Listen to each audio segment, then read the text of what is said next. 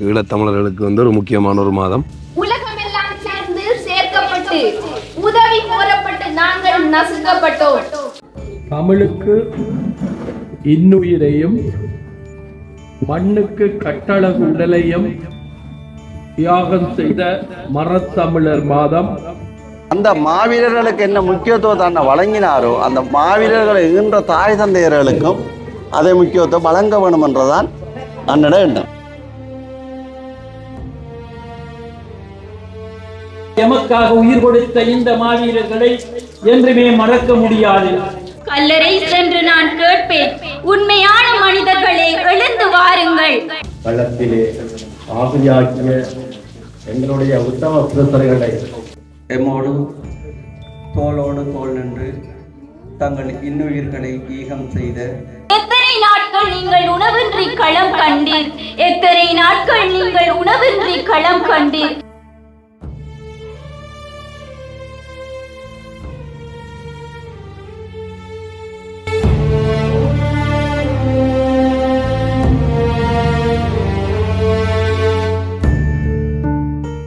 வணக்கம், தமிழோடு தரணியெங்கும். இது உங்கள் ஆர்ஜே தமிழா. நான் உங்கள் கேஜே தீவா, சதீப், மக்கள் நாயகன் சதீப்.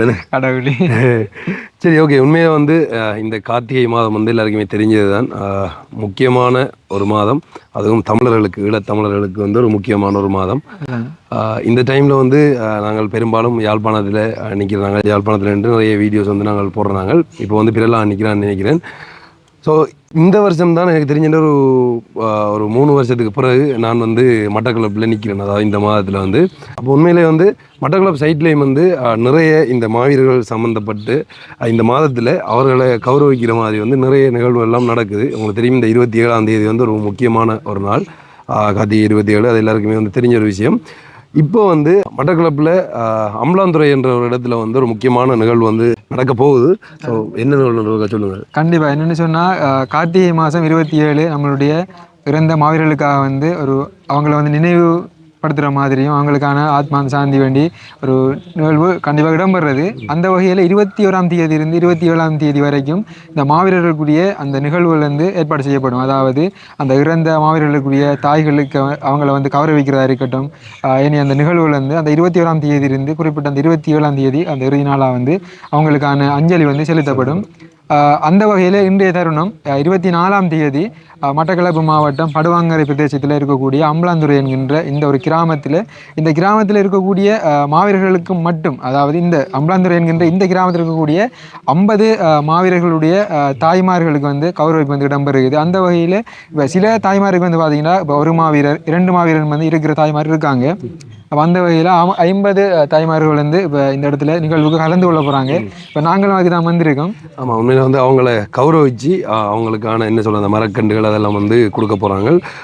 அந்த நிகழ்வு தான் இன்றைக்கு வந்து நடக்க போகுது. உண்மையிலேயே உங்களுக்கு தெரிஞ்சிருக்கும், இந்த யுத்த காலத்தில் வந்து நிறைய பேர் வந்து அவங்களோட பிள்ளைகளை இழந்து நாட்டுக்காக கொடுத்து வந்து இன்றைக்கு என்ன சொல்கிறேன், இப்போ அவங்கள்ட்ட அந்த பிள்ளைகள் இருந்திருந்தால் அவங்களோட குடும்பம் நல்லா போய் கொண்டு வந்துருக்கும். ஒரு குடும்பத்தில் ஆண் பிள்ளையோ இல்லை பெண் பிள்ளையோ இருந்தால் அவங்க படித்தோ இல்லை ஏதோ ஒரு வேலை செஞ்சு வந்து பெற்றார் மாதிரி பார்த்துக்கொள்வாங்க. ஆனால் இன்றைக்கு அவங்க இல்லாத ஒரு நிலையில் வந்து அவங்களோட பெற்றோர் கஷ்டப்படக்கூடாதுன்ற ஒரே காரணத்துக்காக வந்து இந்த மாதத்தில் வந்து அதுவும் ஒவ்வொரு வருஷமும் செஞ்சு கொண்டிருக்கிறவங்க. ஸோ அந்த நிகழ்வுக்கு தான் நாங்களும் வந்திருக்கோம் கலந்து கொள்றதுக்காக. வந்து எப்படி நடக்க போகுதுன்றதை வந்து நான் ஃபுல்லாக அப்படி வீடியோவில் காட்டுறேன். பிள்ளைகளை தியாகம் செய்திருந்த அந்த செல்வநாயகம் தியாகராசா செல்வநாயகம் உதயலட்சுமி அவர்களை பெற்றெடுத்த தெய்வானி அம்மா அவர்களும், அதனை போன்று பாலகப்போடி ஆறுமுகம், பாலகப்போடி தங்கத்துறை அந்த வீரர்களை பெற்றெடுத்த தெய்வம் லட்சுமி பிள்ளை அம்மா இருவரும் இணைந்து இந்த பொதுச்சுடரேற்றல் நிகழ்வினை ஆரம்பித்து வைக்கும்படி அன்போடு கேட்டுக்கொள்கின்றேன்.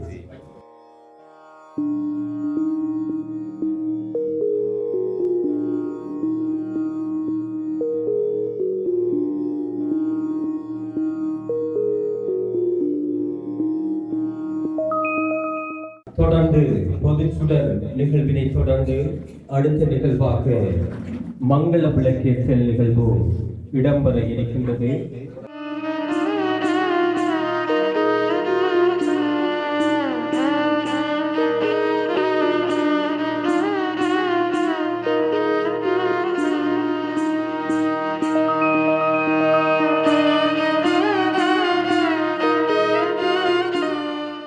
தன்னுடைய 2 கண்களையும் இழந்த அரும்பொருளை அவர்கள் இதை சுடர் ஏற்றி வைக்கின்றார் என்பதையும் ஞாபகப்படுத்திக் கொள்கின்றோம். உலகலாம் உணர்ந்து ஓதுதற்கரியவன் நிலங்குள்ளாவியன் நீர்மல்கி வேணியன் அழகில் ஜோதியன் அம்பலத்தாடுவான் மனசிலம்படி வாழ்த்தி வணங்குவோம். ஓ நமோ பாரதிபதி.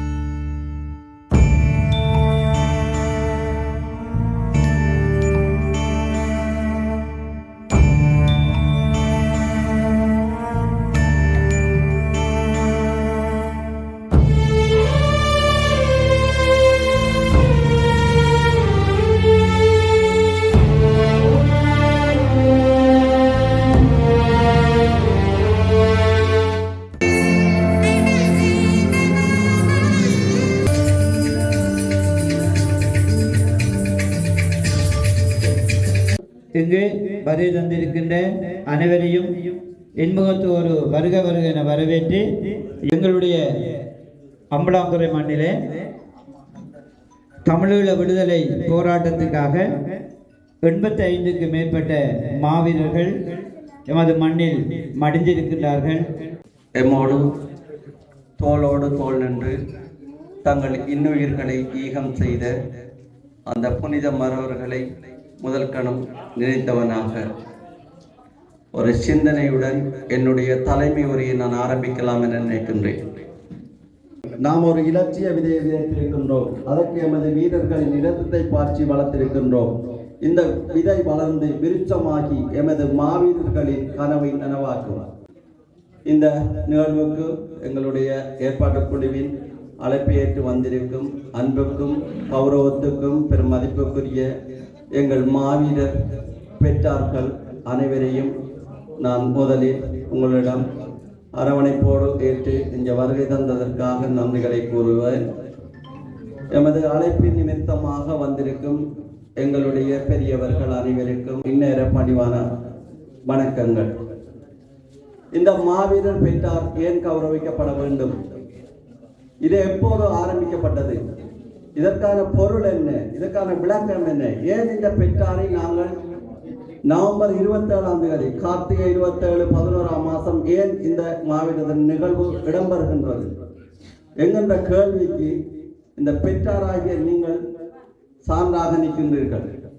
30 வருடங்களுக்கு மேலாக தமிழ் இனத்திற்காகவும் இந்த தமிழினத்தினுடைய வருங்கால சந்ததிகள் அடிமை விலங்குடைத்து ஒரு சுதந்திர வாழ்வை வாழ்வதற்காகவும் தங்களுடைய உயிர்களை ஆகுதியாக்கிய இந்த மாவீரர்கள் தான் இந்த கார்த்திகை 27இல் புனிதமாக கௌரவிக்கப்படுகின்றார்கள்.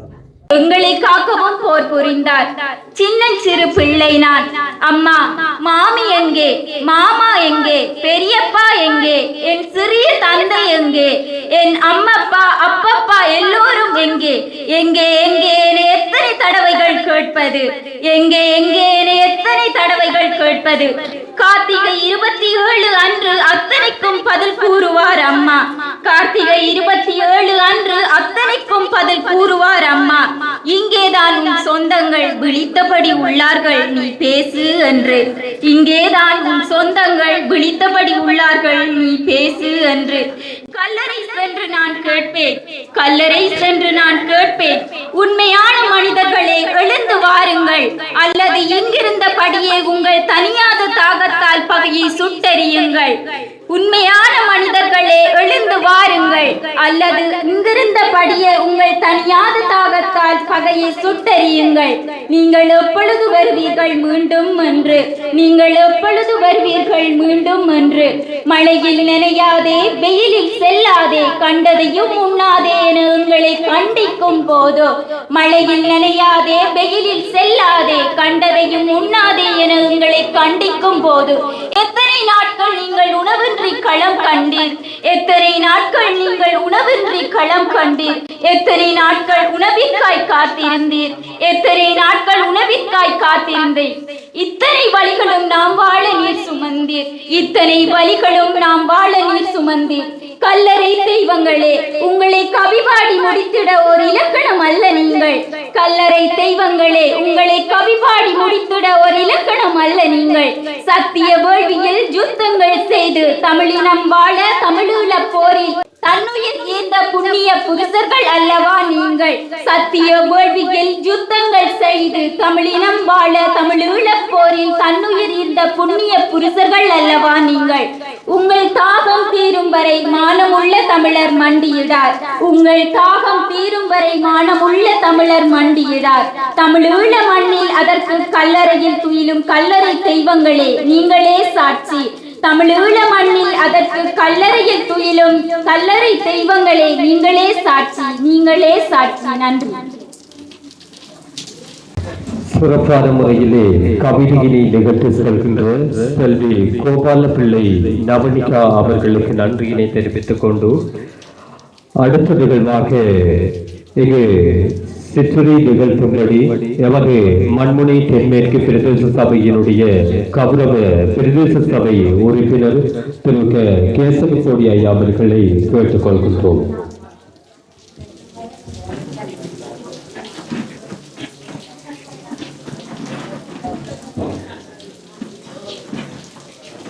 இன்று நடைபெற்று கொண்டிருக்கின்ற இந்த புண்ணிய தீரர்களின் நினைவு நிகழ்வுக்கு தலைமை தாங்கி நடாத்துகின்ற தலைவர் அவர்களே மற்றும் இந்த நிகழ்வுக்கு வருகை தந்து கௌரவத்தினை பெற வந்திருக்கின்ற கௌரவத்துக்குரிய மாவீரர்களின் உரித்துடையோர் பெற்றோர்களே மற்றும் இந்த நிகழ்வில் கலந்து கொண்டு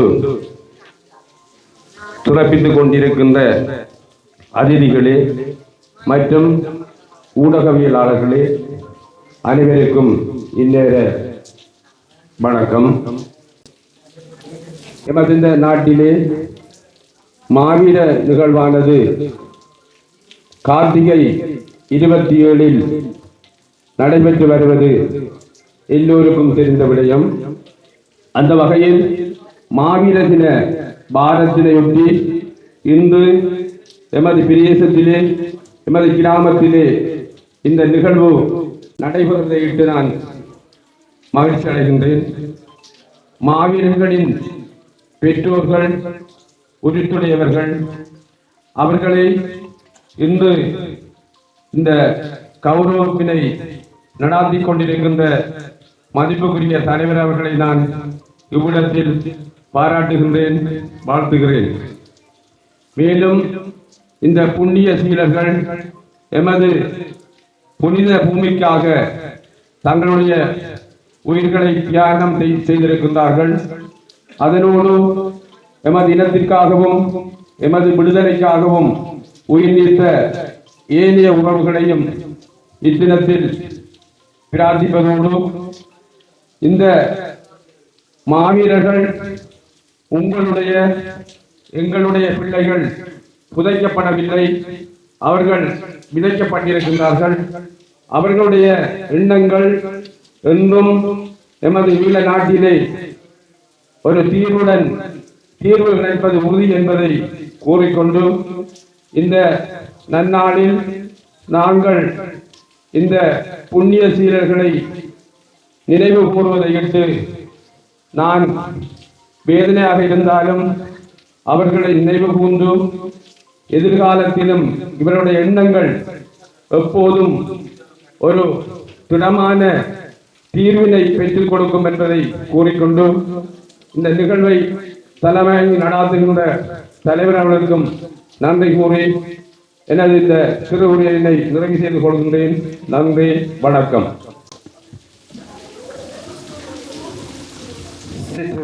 நிகழ்ச்சி செல்கின்ற கௌரவ பிரதேச சபை உறுப்பினர் அவர்களுக்கு நன்றியினை தெரிவித்துக் கொண்டு அடுத்த நிகழ்வாக பேச்சு ஒன்று இடம்பெற இருக்கின்றது. இந்த பேச்சினை நிகழ்த்தும்படி அன்போடு கேட்டுக்கொள்வது கலாகரன் திவேனிதா அவர்களை அன்போடு இவ்விடத்திற்கு அழைக்கின்றோம். அனைவருக்கும் இனிய காலை வணக்கம். விடுதலை போராட்டத்திற்காக எந்த ஒரு கால வரையறையும் நிர்ணயிக்க முடியாது. விடுதலை இறுதி லட்சியத்தை அடையும் வரை போராட்டம் தொடரும். இதுதான் உண்மை. இதுவே அசைக்க முடியாத உண்மை. எம்மோடு எமது இனத்தோடு போராடிய காலங்களில் தனித்திருந்த பல நாடுகள் தனி அரசாக அங்கீகரிக்கப்பட்டிருக்கின்றது. அண்மையில் கூட 152 நாடுகளினுடைய ஆதரவை பெற்றிருக்கின்றது பலஸ்தீனம். நாங்களும் ஒரு நாள் எல்லா நாடுகளினுடைய ஆதரவை பெறுவோம். நாங்கள் வெறுமனவே சிங்கள இனத்தவர்களால் தோற்கடிக்கப்பட்டவர்கள் அல்ல. உலகமெல்லாம் சேர்ந்து சேர்க்கப்பட்டு உதவி கோரப்பட்டு நாங்கள் நசுக்கப்பட்டோம். எம்மை காப்பாற்றுவதற்கு கூட இந்த வல்லரசு வரத்தேவையில்லை.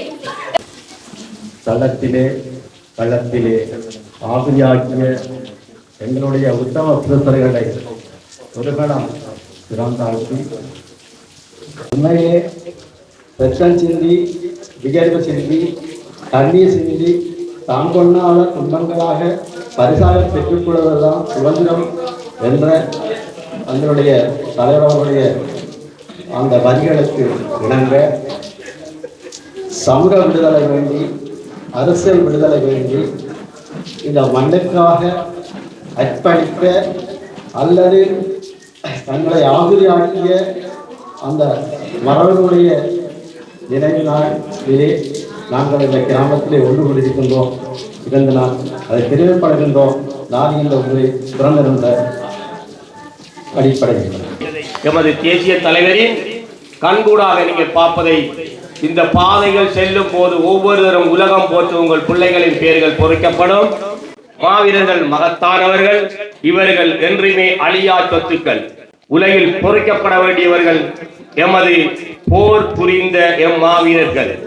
மாவீரர்களாகிய செல்வங்களை பெற்ற நீங்கள் இன்று உங்களை போற்றுவதற்காக அழைத்து கௌரவிக்கிறார்கள்.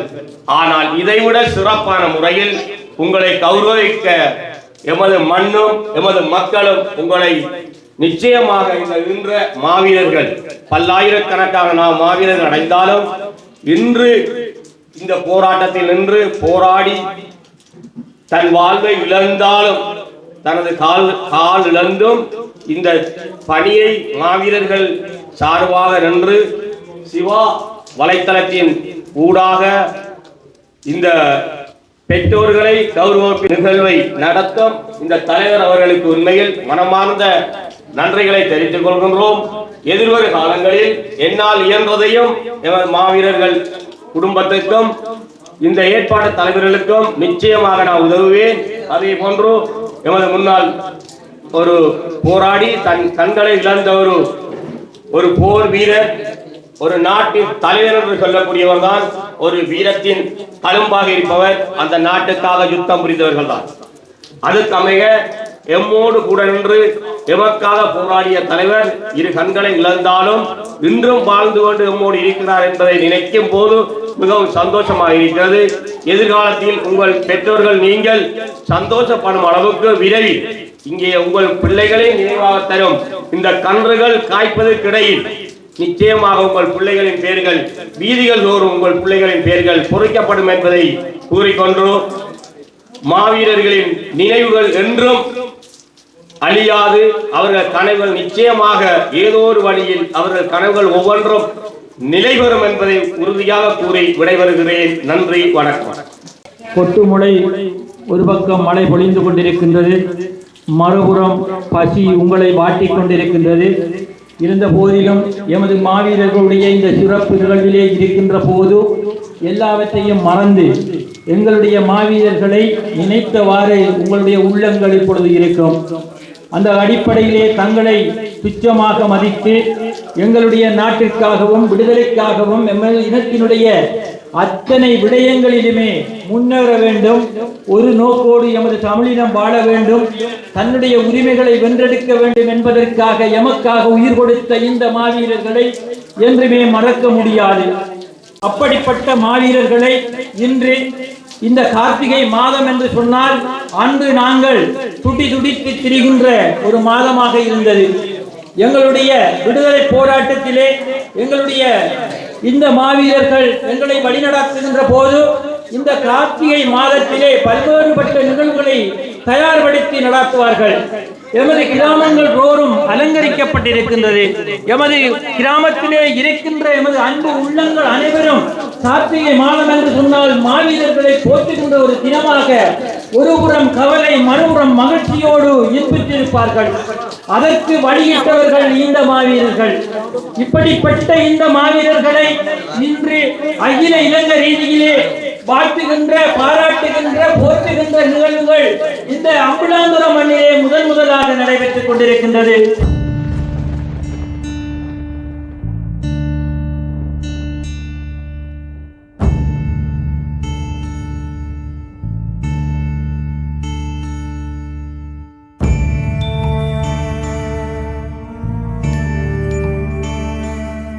தமிழுக்கு இன்னுயிரையும் மண்ணுக்கு கட்டழகு உடலையும் தியாகம் செய்த மரத்தமிழர் மாதம் கார்த்திகை.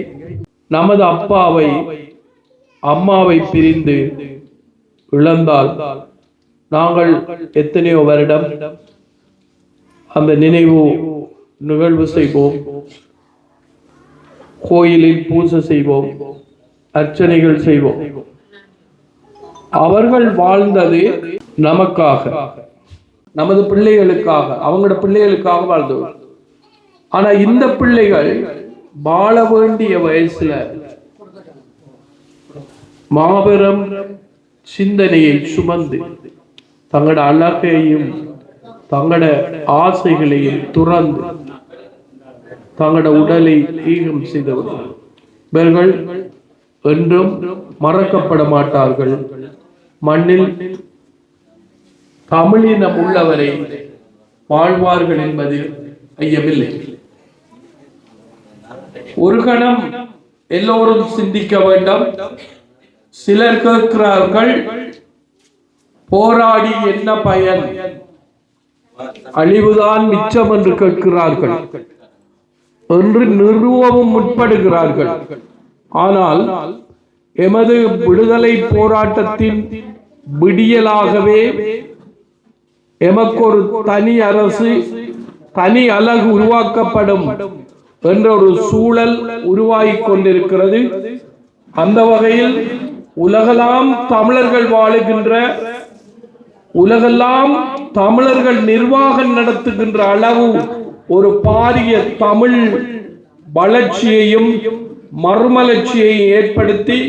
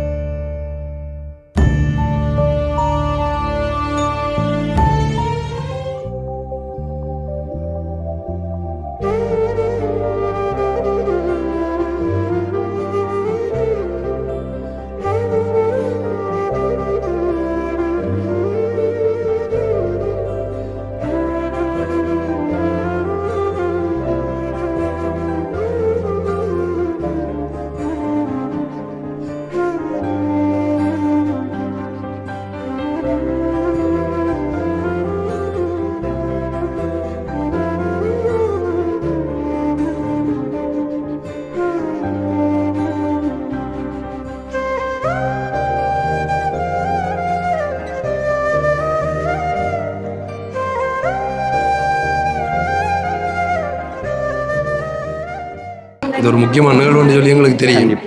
நீங்கள் ஒரு இது என்னதுக்காக நடத்துறீங்க, என்னன்ற தெளிவாக சொல்கிறீங்களா? எங்களுடைய போராட்ட வரலாறிலே தமிழில் தேசிய தலைவர் அவர்களால் இந்த மாவீரர் பெற்றாருக்கான முக்கியத்துவம் எங்களுடைய முதலாவது மாவீரர் நாள் உரை 1989ஆம் ஆண்டு ஒரு இரவு நேர நிகழ்வாகத்தான் இந்த மாவீரர் உரை நிகழ்த்தப்பட்டது.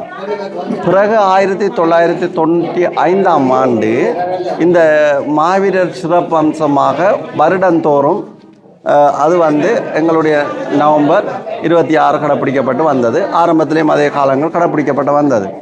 இப்போ இந்த மாவீரர் பெற்றாருக்கான முக்கியத்துவத்தை ஏன் தலைவர் இதை வழங்கியிருக்கிறார்?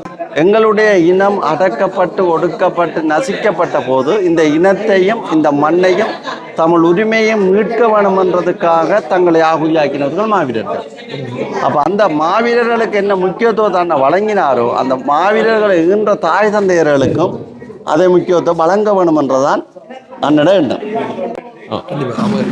இந்த நிகழ்வுக்கு மொத்தம் எத்தனை அந்த தாய் தந்தையர்களுக்கு நீங்கள் இந்த இது கொடுத்தீங்க? இன்றைய நிகழ்வுக்கு உண்மையிலே இன்றைய நிகழ்வை சிவா வலைத்தளம் என்ற அந்த டிக்டாக்ல பயணிக்கிற அந்த உறவுகள் தான் இதை ஒழுங்குபடுத்தியிருந்தார்கள். அதுக்குரிய நிதி ஒழுங்கினை அந்த ஒழுங்குபடுத்தலுக்கு அமைவாக சிவா டிக்டாக் வலைத்தளமோட அந்த குழாமாக பயணிக்கிற நல்லுள்ளங்கள் தேசியத்தையும் தேசிய தலைவரையும் அதன் தேசிய தலைவரின் கீழ் நின்று போராடி தங்களுடைய இன்னுயிர்களை இந்த இனத்திற்காக அர்ப்பணித்த இந்த மாவீரர் செல்வங்கள் பெற்றோரை நேசிக்கின்ற அந்த நல்லுறவுகள் செய்த உதவியின் பலனாகத்தான் இந்த கிராமத்தில் இருக்கிற இந்த 50 மாவீரர்களையும் தெரிவு செய்து அவங்களுக்கு ஒரு கௌரவத்தை நாங்கள் கொடுக்க வேண்டும் என்று தேர்வு செய்த நாங்கள் இந்த தரம் அந்த மாவீரர்களுடைய பிள்ளைகளின் இயக்க பெறையும் அவர்களுடைய எங்களோட போராட்டத்தில் சொல்லுவாங்க நிலையுடன் பெயர் என்று.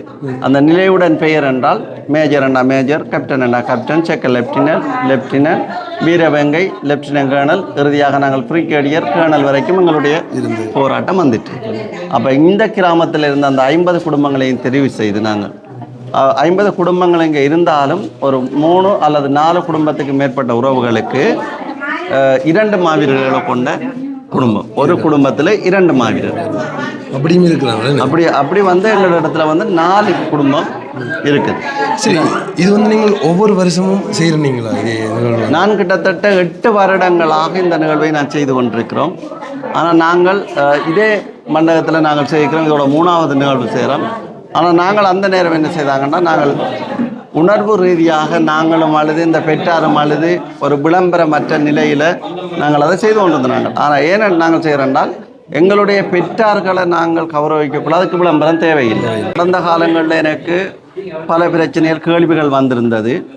அப்போ அந்த நேரம் நான் சொன்ன ஒரு விடயம், எந்த உயிரை பாதுகாத்த ஒரு போராளி மருத்துவர்.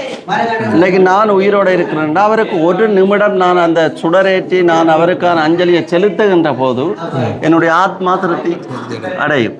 அப்போ இப்படியே எங்களோட மாவீரர் பெற்றார்கள் நாங்கள் வன்முறையை கேட்கல, ஆயுத குழுவை கேட்கல.